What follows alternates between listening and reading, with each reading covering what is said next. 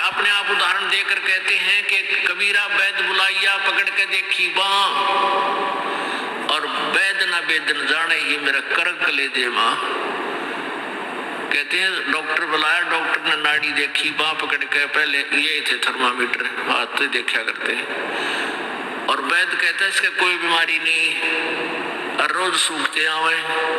कहते हैं कबीरा वैद बुलाइया पकड़ के देखी बाँ, और वैद न वेदन जाने ही मेरा करक ले दे माँ। उस परमात्मा की और यहाँ के दुखों का जो दुख है, यहाँ के दुखों को देख देख कर कुत्ते ने देखा खाज किधर कीड़े पड़ रहे उसके, किसी खाज लग रही है, ये भी पहले आप जैसे अड़े चौड़े हो कांडे थे और बढ़िया बढ़िया सूट गाड़ के चाले थे, भक्ति करी को नाच ब्रह्म माटी करवा ली।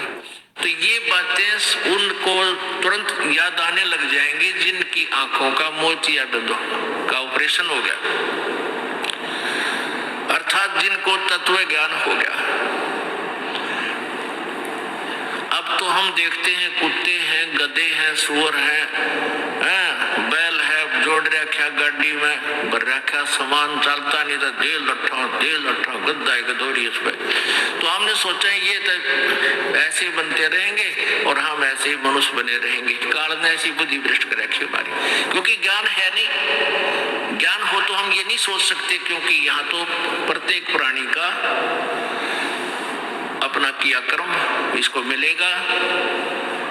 आज मनुष्य है, भक्ति ठीक की नहीं तो अगली योनियों अन्य प्राणियों की योनियों में जाएगा ही जाएगा। तो फिर ये बातें, यहाँ का यो कष्ट, किसी का हाथ कट रहा, किसी की टांग कट गई, कोई अंधा हो रहा, किसी का बेटा मर गया, किसी की बेटी मर गई, एक परिवार में 2-2-3 दिन इकट्ठे मृत्यु हो रही है। अब उस परिवार के स्थान पर आप अपने को सोच कर देखो जो जश्न मनाने की तैयारी में है, तो फिर ये बकवादें अब पलट जाएंगी। 90% जो हम वेस्ट करते हैं अपना समय इस पेट के लिए और इस संसारिक इन बकवादों को जोड़ने के लिए, ये 90% अपने आप शांत हो जाएगी। ना दहेज लेंगे ना देंगे। किसी के 2 कन्या हो जाती है, उसको नींद आनी बंद हो जाती है। ऐसा हमने अपने आप एक मकड़ी वाला जाल फैला के आप फंस बैठे उसमें दहेज के चक्कर में, क्योंकि हमें ज्ञान नहीं। हम किसी से आज पैसा लेते हैं, अगले जन्म में वो पैसा वापस देना पड़ेगा।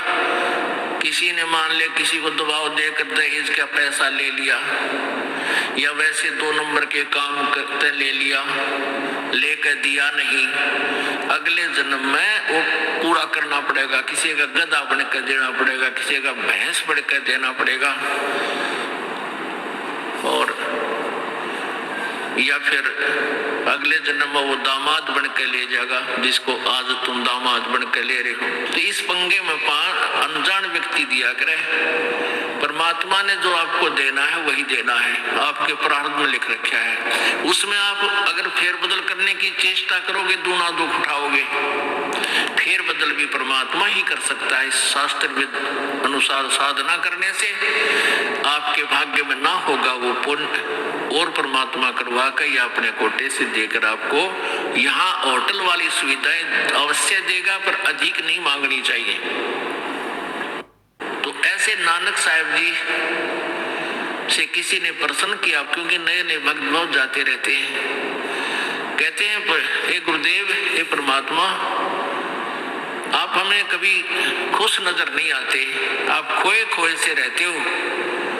तो नानक साहब जी कहते हैं भाई क्या बताऊं। कहते हैं ना जाने काल की कर डारे, और किस विध ढल जा पासावे, और जिनाते सरते मौत खुड़क दी उनानु केड़ा हासावे। कि 1 सेकंड का पता नहीं आके बिजली गिर जा और कहाँ गिर जा। जैसे सन 2000 की बात है, पूरा भारतवर्ष गणतंत्र दिवस 26 जनवरी मना रहा था। उधर से गुजरात के अंदर एक जबरदस्त भूकंप आ गया। लाखों व्यक्ति अपने ही मकानों के नीचे जो 3-3, 4-4 मंजिल के सारा जीवन पीढ़ी 2 पीढ़ी लाख का बनाकर उसमें जश्न मना रहे थे, उन्हीं के नीचे दब के और लाखों व्यक्ति मर गए। सुबह सुबह का समय, छुट्टी का दिन और सारे घर में सेठ थे। काल ने किसा दाव लगाया। तो यहाँ परमात्मा कहते तुम तो बालक हो, बालक कति डरते नहीं, जरा से भी डर जब हो जब आपको ज्ञान हो, और ज्ञान हो सत्संग से। सत्संग मान का समय नहीं कि तो और बकवाद हो रही हो, देख लो दुनिया इकट्ठी हो जा। और यहाँ कितने भक्त आ पाते हैं, जो आ पाते हैं वो बहुत महान और पुण्य आत्मा है। उनके पिछले संस्कार इतने जबरदस्त हैं कि उनको प्रेरित करके लाते हैं, परमात्मा की रजा होती है उनके ऊपर। तो क्या बताते हैं, ना जाने काल की कर डारे और किस विध ढल जा पासावे, और जिना ते सरते मौत खुड़क दी उन्होंने केड़ा हंसावे। अब फिर पूछते हैं क्या प्रभु आप सदा ऐसे ही रहते हो? प्रश्न किया किसी ने नानक जी से। नानक साहब ने कहा कि भाई मुझे भी खुशी होती है, लेकिन वो खुशी हम ऐसे प्रकट नहीं करते जैसे अनजान लोग करते हैं, नाचे कूदते या हा हा हा दांदरे काटे, नहीं, अंदर ही होता रहता हमारे जो कुछ होता है। कहते हैं साध मिले साड़ी शादी होंदी, साध मिले साड़ी शादी होंदी, और विछड़ जा दिलगिरी वे, अखदे नानक सुनो जहाना मुश्किल हाल फकीरी वे। कि तुम भक्तजन जब आते हो मेरे पास सत्संग सुनने के लिए, और जो उपदेश ले चुके हैं, और फिर वो सारे के सारे रह रह कर मेरे पास आ रहे हैं, तो मुझे बहुत खुशी होती है। उस दिन हमारे विवाह होता है, शादी होती है, समागम होता है, चहल पहल होती है। और जब तुम चले जाते हो, विछड़ जा दिलगिरी वे, तुम चले जाते हो जब मुझे दुख होता है। क्यों होता है कि तुम काल के उसमें पहुंच चले जाते हो, क्योंकि भक्त कम होते हैं और काल प्रेरित व्यक्ति ज्यादा होते हैं। मुझे ये डर लगा रहता है कि कहीं ये भोली आत्मा उन काल के दूतों के ना फंस जा और उनकी बातों में आके भक्ति ना छोड़ दे, इनकी दुर्गति ना हो जा।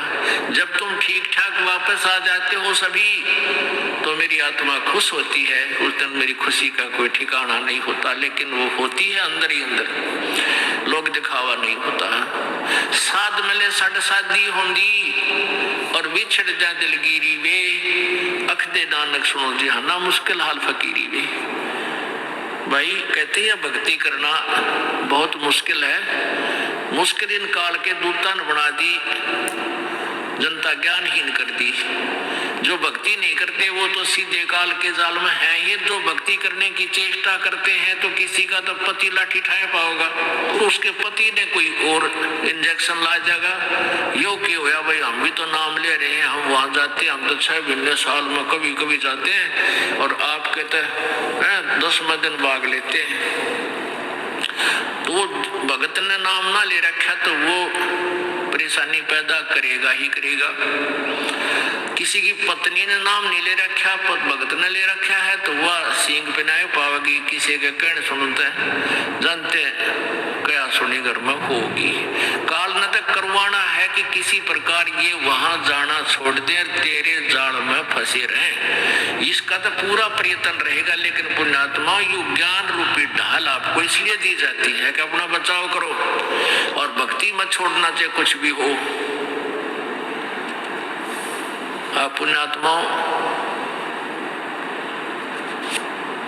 अपने घर के काम में, ठीक है, पति पत्नी बच्चे सब कोई कार्य करना है तो सब मिलकर सलाह बनाकर कर लें, बहुत अच्छा होता है।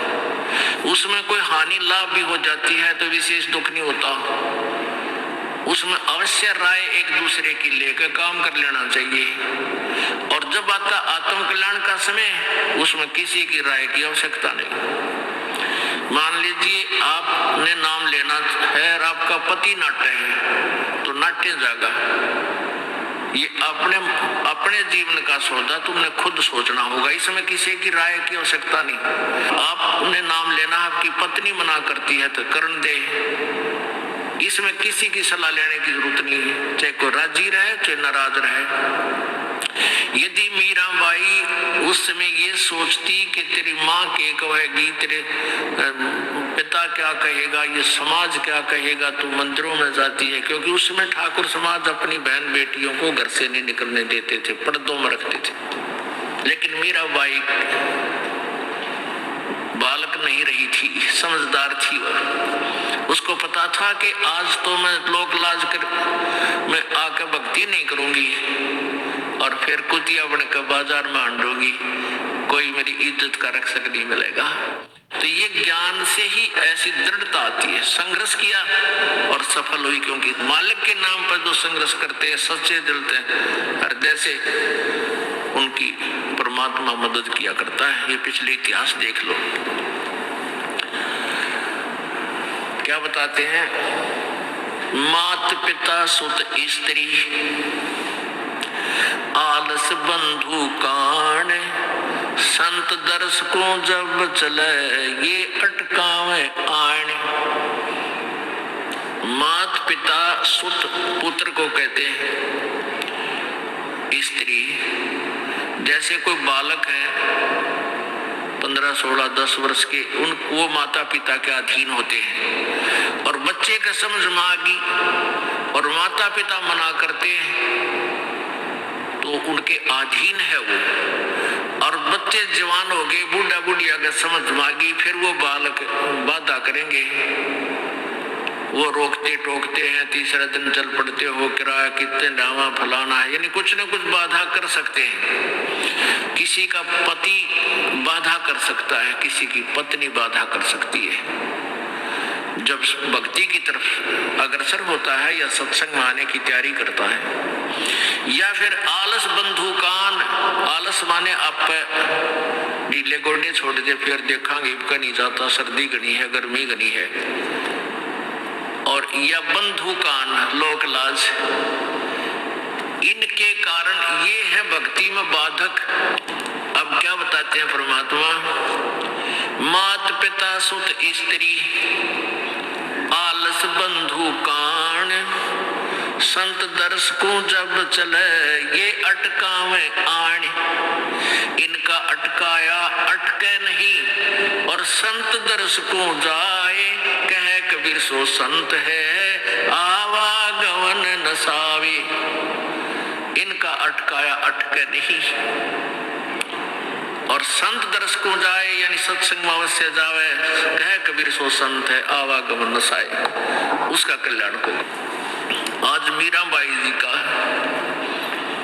कितनी श्रद्धा और आदर के साथ नाम लिया जाता है। और यदि वो उसी तरह की क्रियाएं करती जो उस समय की बहन बेटियां लोग लाज में फंस का अपना जीवन बर्बाद करगी, आज वो कुतिया बनी हंडे। परमात्मा कहते नकबे सर नकबे बनी वो पैर थी हार हमेल, और सुंदरी से वह कुतिया बनी सुन साहिब के खेल। बीबी पड़दा रहे थी, डोडी लगे थी बार, अब गातु गाड़े फिरती है बड़ कुतिया बाजार। वो पर्दे की सुंदरी सुनो संदेशा मोर, इब गातु गाड़े फिरती है वो करे सराय शोर। अब जो डोडी पर्दे जिनका लग गया करते, पर्दे में रहा करती थी, जो अपने आप को उच्च घरों की बेटियां बहू कहा करती थी, उनका सत्संग की छीट लगी नहीं, करते बाहर निकली नहीं, पूरा जन्म की पुण्यात्मा थी। उनको कोई रानी बन गई, कोई महारानी बन गई, कोई अच्छे घर में जन्म, इस मायाधारी मस्करिया का जन्म हो गया। और वो भगवान से दूर रहने के कारण फिर अगले जन्म में कुतिया की योनि पाती है। तब तो पर्दों में रहती थी, उंगली भी ना दिखण देती, किसी बाहर कहीं हमारी बेइज्जती ना हो जा, मेरी पत्नी जो है सत्संग में चलेगी तो इज्जत का नाश हो जाएगा। और वह इज्जत फिर गाड़ी अंडा कुतिया बनकर। कहते नकबे सर नकबा बनी पैर थी हार हमेल, 1-1 लाख के गहने पैरा करती, आज वो सुंदरी से कुतिया बनी, देख साहिब के खेल। तो पुण्यात्मा ये इन बातों से डर लगना चाहिए। इन बातों से डर लगने लगेगा, मालिक में रुचि बनेगी और भजन करने को दिल करेगा।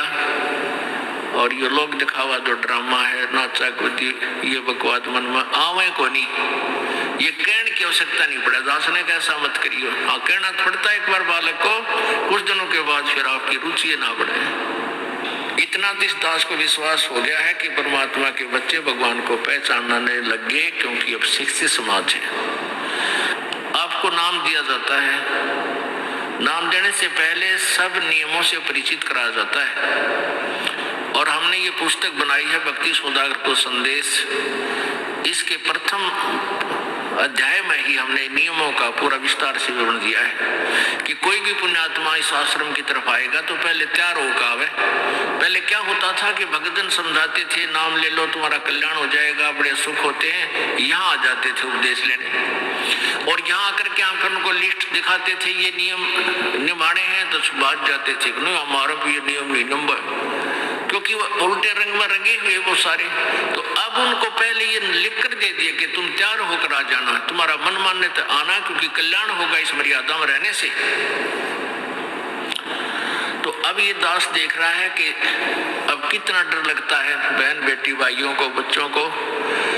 अब वो कहीं, क्योंकि समाज हमारा जो है वो सारा का सारा समाज काल प्रेरित है, उन्हीं क्रियाओं को कर रहा है जो ना करने वाली होती है। और हमारा भक्त एक घर में एक व्यक्ति ने नाम ले लिया और 5-6 व्यक्ति वो सारे शास्त्र विरुद्ध साधक हैं, तो उनके साथ संघर्ष बनता है बेचारे का जा करके। फिर भी वो इतना दृढ़ है, डरता है, आकर पूछता है जी मेरे पे ऐसी गलती होगी, मेरा नाम तो खंडनीय हो गया, आगे से नहीं करूंगा। तो कहने का भाव ये है कि पहचानने लग गए तुम परमात्मा को और संघर्ष करना सीख गए, आप सफल होगे, देख लेना एक दिन। ये नाखून पालिश लगाते हैं, ओठों पर इसी बूंदी शक्ल बना लेते हैं, लाल वो लगाकर लिपस्टिक, इतना बेहुदी शक्ल बन जाती है। कहते हैं अभी ऐसी मर्यादा बन गई, बहन बेटियां कहते हैं कि हम ऑफिस में जाते हैं तो ये लिपस्टिक वगैरह नहीं लगाते, नेल पेंट नहीं लगाते, तो क्या कहते हैं उस दूसरे कि तुम्हारे घर में कोई मर गया क्या? अरे थारा गजब है, ये बकवाद करने तो सारे जी जाओगे तुम, अकल खत्म होगी। यानी एक मर्यादा बन गई, जो ऐसे उल्टे काम ना करे उसने हे समझ लागे। निरंजन धन तेरा दरबार जहाँ तनिक नहीं न्याय विचार, सारे उल्टे काम मरा जी रहे। लेकिन हमारी बेटियां अब संघर्ष करती है कि हाँ उनको ज्ञान हो गया, वो तो बालक है, कुछ भी कह सकती है। तो अब हम सबको बताते हैं ये ऐसा नहीं करना, क्योंकि पहले हमारा ज्ञान गांव में ज्यादा चला था। इस दास ने गांव में जाकर प्रचार किया, तो वहां तो ये था कोई ना लिपस्टिक का फंड था, ना कोई नाखून पालिश लाया करती, मेहंदी मुंदी ला लेती, तो अरे वो भी मना कर दिया हमने, समझा दिया कि इसका कोई फायदा नहीं है, अपना भक्ति करो। तो वो तो सब एक साधारण सी बात ही छोड़ छाड़ दी। ये शहरों में फैल गया परमात्मा का जो ज्ञान है। अब शहरों से जो बेटियां आती हैं वो सारे तो नाखुना निशी बुरे हालत सनाए पाओगी। और इधर बिहार में तो और बेगन हो रहा है, बुढ़ी बालक सारे लाल ये नाखुना न कती जो कुसूती तरह पेंट करके लाऊंगी न चमकांदी। अब इनको समझाना पड़ता है कि ये नहीं करोगे तो मान जाते हैं कि नहीं आगे नहीं करेंगे हम। तो इनकी आवश्यकता भी क्या है? भगवान ने जो कितने सुंदर नाखून पहले बना के दे रखे, इनमें क्या फायदा और बकवाद करण की। तो मालिक ने जो अंग दे रखे हैं वो बहुत अच्छे बना के दे रखे हैं, इसमें हमको फेरबदल करें, ये हमारी वो लोग दिखावा मेकअप है, इसकी हमें आवश्यकता नहीं। अब तो हम आपको बता रहे हैं, समझा रहे हैं पहली बार, फिर आप पे सियाने हो जाओगे, आपकी अब पर रुचि ना करे। जैसे नानक साहब कहते हैं, ना जाने काल की कर डारे किस्मत डल जा पास आवे। अब प्रसंग था कि साध मिले साड़ी शादी होंगी और भी छड़ जा दिलगिरी वे, अख दे नानक सुनो जहाना ये मुश्किल हाल फकीरी वे। तो नानक साहब क्या बताते थे कि तुम जाते हो यहाँ से सत्संग सुनकर और वहां आप ऐसे समाज में जाते हो जो सब काल प्रेरित होकर के वो साधनाएं, वो क्रियाएं, वो ड्रामाबाजी करता है, जिससे मुझे डर लगा रहता है कि कहीं आपकी क्रियाएं भंग ना हो जाएं और आप काल के मुंह में चले जाओ। जब तुम वापस आ जाते हो तो मुझे बहुत खुशी होती है कि परमात्मा के बच्चे काल के जाल से बचे हुए हैं, तो उस दिन खुश होता हूं मैं। और तुम चले जाते हो तो मेरी एक तो वो ज्ञान की यहाँ काल का लोक है, ना जाने कब जाना पड़ जावे, इस कारण से डर से अपनी भक्ति करता रहता हूं। और एक तुम्हारी भी चिंता खाती रहती है कि कहीं काल के जाल में ये बालक फिर ना फंस जाए। तुम वापस आ जाते हो एज इट इज, तो फिर मेरी खुशी का ठिकाना नहीं रहता। साध मिले साड़ी साधी होंगी, साध यानी साधु संत, ये भक्त आप साधु, साधु माने जो साधना कर रहा है, और साधु सोए जो सीधा चाले, यानी जो और लोग दिखावा बकवाद नहीं करता, शराब मांस तंबाकू नहीं पीता, और मेकअप वगैरह शरीर के वापस जरूरत नहीं। कहते पतिव्रता भावानी चोम चटक श्रृंगार, जो पतिव्रता यानी जिसने केवल अपने पति से ही लगा हुआ है, फिर उसने बकवाद करने की क्या आवश्यकता है। तो कहने का भाव यह है कि हम सच्चे ढंग से जब लगेंगे, फिर हमने अब कोई इच्छा ना हो किसी वस्तु की। परमात्मा कहते इस काया का गर्व ना करियो के काला के गोरा रे, और बिना भजन इसका कुछ काम ना आवे, चाहे एतर छड़को चारों ओरा रे। ये शरीर क्या है, ये गोरा दिखा है चाहे काला किसी का, इसने थोड़ा सा छोल के देख लो, एक जैसा कोबाड़ सब में भरा पड़ा है। ये ऊपर पालिश का फर्क रखे, और इससे ना अच्छा बुंडा मान लेते नहीं। ये चाहे काला है, चाहे टेढ़ा बेढ़ा है, चाहे किसा बुंडा काना लंगड़ा है, इसमें जब भक्ति कर गया वो सफल है, और इस मेकअप में लग गया वो असफल है।